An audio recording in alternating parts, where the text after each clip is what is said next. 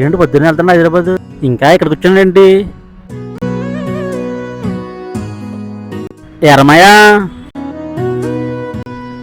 ఎరమయ్య పొద్దున్న ట్రైన్ అన్నా ఇంకెళ్ళదేంటి? మనసేం బాగోలేదు మాయా. నీకు మాయ బాధ, సిటీలో లక్ష సంపాదిస్తున్నావు కదా, ఎంజాయ్ చేస్తూ ఉంటావు. సిటీలో లక్షలు సంపాదిస్తే సంతోషం వచ్చేది మాయా.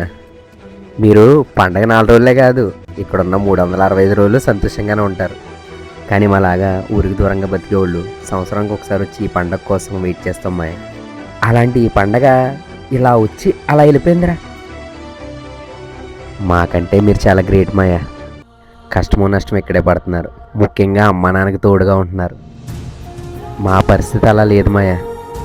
రోడ్డు మీద వెళ్తుంటే అన్నా అన్న అని ప్రతి ఒక్కడు పలకరించేవాడే, కానీ అక్కడ మమ్మల్ని పలకరించే దిక్కు కూడా ఉండదు మాయా. అదేంట్రా మాయ అలాగంటూ? అలా అంటాం కాదు మాయా, అదే నిజం.